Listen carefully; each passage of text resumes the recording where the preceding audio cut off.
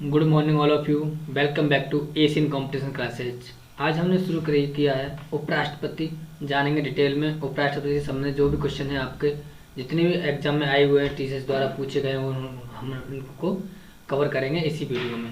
पहले इसका theory part देखेंगे, उसके बाद जितने भी क्वेश्चन आए हुए हैं उनको हम चैप्टर वाइज कवर कर रहे हैं। तो इसमें 22 प्रेसिडेंट जो भाग 5 में आता है, जो राष्ट्रपति भाग 5 में आता है, और एक्ट ये 63 से 69 तक इसमें वर्णन है। सिर्फ इतना सा पूछ जरूर याद रखेंगे कि 22 प्रेसिडेंट का जो भारतीय संविधान में कौन से भाग में वर्णन है, तो 5 में। और अनुच्छेद की बात करें तो अनुच्छेद 63 से 69। अब इसको डिटेल में जानेंगे बारी बारी से। पहले थ्योरी पार्ट कंप्लीट करते हैं, 2 मिनट रखेंगे, उसके बाद हम क्वेश्चन पे आएंगे। और ये आप थ्योरी पार्ट कंप्लीट कर लेते हैं तो क्वेश्चन बड़े आसानी से हो जाएंगे। देखते हैं 63 एक्ट 63 क्या कहता है। सीधे से सिंपल पूछा जाता है कि भारत का एक उपराष्ट्रपति होगा, ये किस अनुच्छेद में कहा गया है, तो आंसर होगा आपका अनुच्छेद 63 में। नेक्स्ट अनुच्छेद 64 क्या बोलता है, भारत का उपराष्ट्रपति राज्यसभा का पदेन सभापति होगा। इंपोर्टेंट रहेगा आपके एग्जाम के लिए कि जो भारत का उपराष्ट्रपति होता है वो राज्यसभा का क्या होगा, पदेन सभापति होगा। अब बात करते हैं कि लोकसभा, जो लोकसभा अध्यक्ष लोकसभा का सदस्य होता है और राज्यसभा का सभापति राज्यसभा का सदस्य नहीं होता है। ये आपको इम्पोर्टेंट रखना है, क्योंकि न तो राष्ट्रपति संसद का सदस्य होता ही नहीं है, न तो लोकसभा का होता है और न ही राज्यसभा का होता है, फिर भी ये राज्यसभा का सभापति होता है। और जो उपराष्ट्रपति को जो सैलरी मिलती है वो उपराष्ट्रपति के तौर पर नहीं मिलती, उसको मिलती है सभापति के तौर पर मिलती है। जो राज्यसभा का सभापति होता है उसके लिए उसको सैलरी दी जाती है, आपको याद रखेंगे। नेक्स्ट देखते हैं 65। देखो सब याद रखेंगे। 63 में क्या है, कहा गया है भारत का एक उपराष्ट्रपति होगा। 64 में कहा गया है भारत का जो उपराष्ट्रपति होगा वह राज्यसभा का पदेन सभापति होगा, और उसको जो सैलरी मिलती है वो उपराष्ट्रपति के पद के लिए नहीं मिलेगी, उसको मिलती है राज्यसभा के सभापति के रूप में सैलरी। अब जैसे बात करेंगे कि जो लोकसभा का जो अध्यक्ष होता है वो लोकसभा का सदस्य होता है, बिल्कुल होता है, लेकिन ऐसा राज्यसभा में नहीं है। राज्यसभा का सभापति राज्यसभा का सदस्य नहीं होता, ये कई बार एग्जाम में पूछा गया है, ये ध्यान रखेंगे। बात करते हैं एक्ट 65 की। तो 65 में कहा है राष्ट्रपति की अनुपस्थिति में उपराष्ट्रपति कार्यवाहक राष्ट्रपति होगा। मोस्ट इंपोर्टेंट सीधा सा पूछ लिया जाता है कि राष्ट्रपति की अनुपस्थिति में उपराष्ट्रपति बनेगा, तो वो किस एक्ट में कहा गया है, तो आंसर हो जाएगा आपका 65। किस में कहा गया, 65 में। यह कार्य करने की अधिकतम अवधि कितनी होगी, यानी जब उपराष्ट्रपति नहीं है तो अधिकतम कितने समय तक, राष्ट्रपति नहीं है तो अधिकतम कितने समय तक उपराष्ट्रपति उस पद को सुशोभित करता है एक्ट 65 के तहत, तो आंसर होगा 6 माह। 6 माह के अंदर आपको चुनाव करवाना अनिवार्य होगा, तो इसी बीच राष्ट्रपति का चुनाव कराना अनिवार्य होगा, ये आपको ध्यान रखना है। उस समय जिस समय उपराष्ट्रपति को राष्ट्रपति के समान वेतन भत्ते शक्तियां और विशेष अधिकार भी प्राप्त होंगे, ये बात आपको, क्योंकि वो राष्ट्रपति का काम कर रहा है तो राष्ट्रपति का वेतन भत्ते और अधिकार भी उसको मिलेंगे जिस समय तक उपराष्ट्रपति राष्ट्रपति के पद पर है कार्यवाहक रूप से। बात करते हैं 66 के। सभी अनुच्छेद को अच्छी तरह से समझेंगे। 66 में कहा गया है कि उस उपराष्ट्रपति की जो योग्यता है उसके बारे में और निर्वाचन मंडल के बारे में कहा गया है 66 में। तो क्वेश्चन पूछा जाता है सीधा सीधा कि जो उपराष्ट्रपति का निर्वाचन किस एक्ट के तहत किया जाता है, या उपराष्ट्रपति का जो योग्यता है वो किस एक्ट में वर्णित है, तो आंसर हो जाएगा 66। अब बात करते हैं भारत का नागरिक हो नहीं है, ये भारत का नागरिक हो। नेक्स्ट, किसी भी लाभ के पद पर निर्वाचित के समय ना हो, यानी उस समय जब निर्वाचन हो रहा उस समय वो सरकारी नौकरी में ना हो, बस लाभ का पद मतलब सरकारी नौकरी ना हो।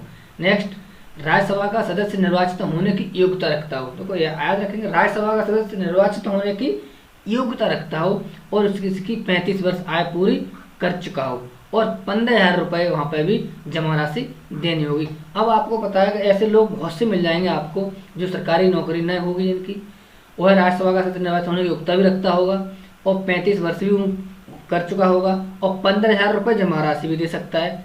क्या तो इसके लिए बहुत सारे एग्री हो जाएंगे, लेकिन ऐसा नहीं है।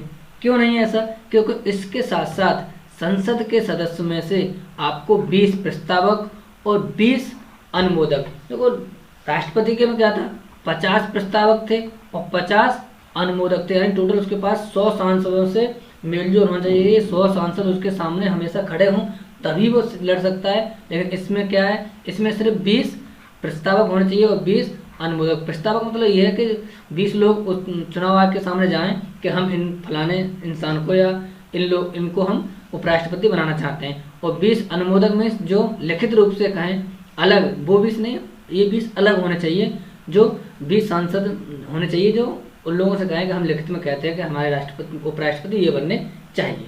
अब बात करते हैं प्रक्रिया। प्रक्रिया क्या है? प्रक्रिया वही है, उपराष्ट्रपति का निर्वाचन सदन के दोनों सदनों के द्वारा, देखो सदन के दोनों सदन में लोकसभा और राज्यसभा के द्वारा एकल संक्रमणीय पद्धति के द्वारा होता है।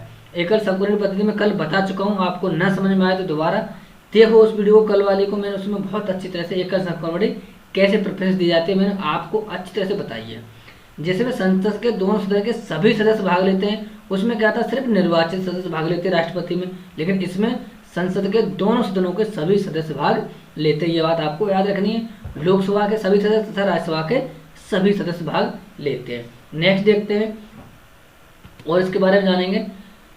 अब बात करते हैं 67 एक्ट 67 क्या बोलता है? एक्ट 67 बोलता है कार्यकाल तथा पद से हटाने की प्रक्रिया, यानी इसका कितना कार्यकाल रहेगा और पद से इसको कैसे हटाया सकता है, ये बोलता है आपका एक्ट 67।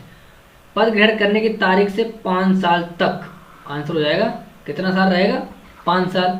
हटाने की प्रक्रिया, यह प्रस्ताव सबसे पहले राज्यसभा में, देखो उसमें क्या था, राष्ट्रपति पे महाभियोग लगाते थे, तो उसमें कैसे लगाते थे कि वो किसी भी सदन में उसको पेश किया जा सकता था, लेकिन इसमें ऐसा नहीं है। इसमें क्या है, इसमें सिर्फ राज्यसभा में पेश किया जाएगा पहली बार, जिस पर राज्यसभा के 1/4 यानी ये देखो 1/4 सदस्यों के हस्ताक्षर होंगे, यानी 25% सदस्यों के हस्ताक्षर होने चाहिए, और केवल राज्यसभा में ही पेश किया जा सकता है ये प्रक्रिया, ठीक है। और 14 दिन पहले सूचना भी देना आवश्यक है। उपराष्ट्रपति को 14 दिन पहले सूचना दोगे और राज्यसभा में पेश किया जाएगा, और राज्यसभा के 1/4 यानी 25% सदस्यों के हस्ताक्षर होने चाहिए, तभी उसको हटाया जा सकता है। राज्यसभा यदि अपने तत्कालिक सदस्य संख्या के प्रस्ताव को पारित कर दे बहुमत से, बहुमत मतलब जैसे 100 लोग हैं तो 100 लोग में 51 लोग हो जाए तो बहुमत हो गया, लेकिन उसमें क्या था, उसमें 2/3% था, इसमें थोड़ा सरल है हटाना, उसमें थोड़ा टफ था, है ना।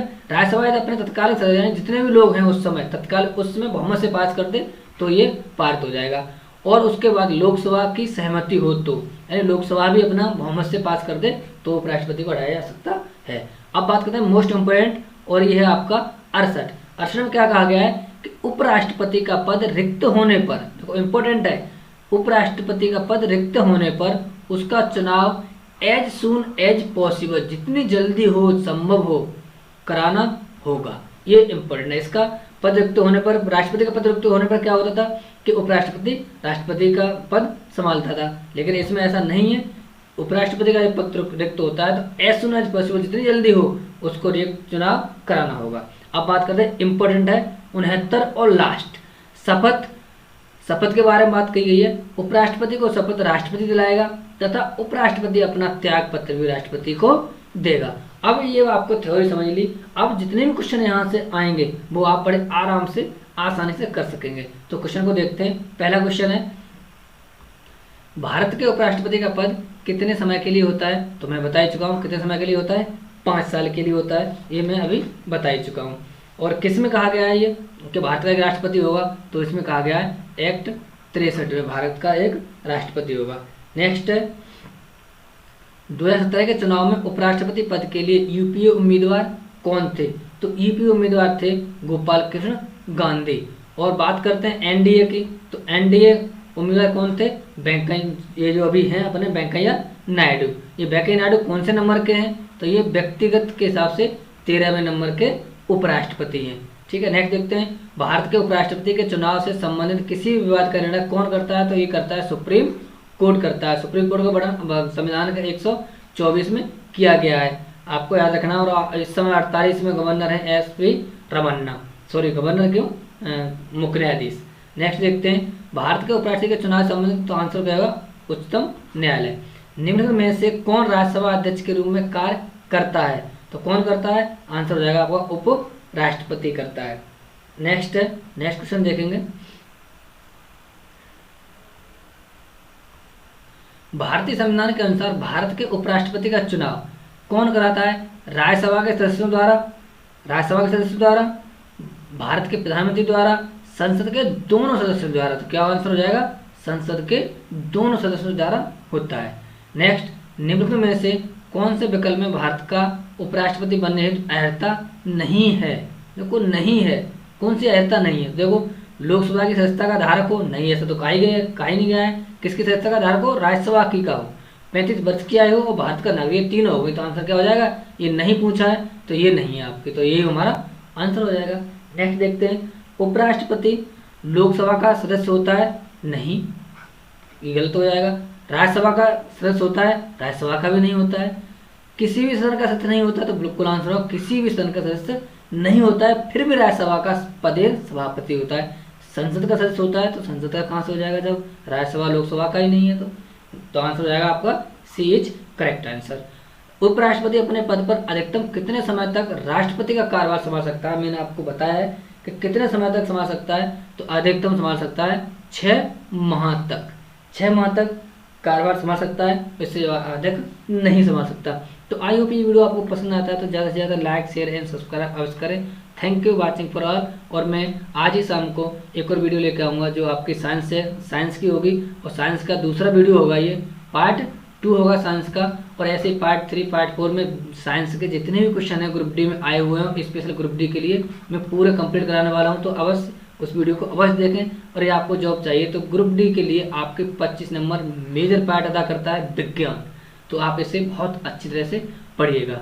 तो आई होप वीडियो पसंद आई तो प्लीज़ लाइक अवश्य करिएगा। Thank you watching for all.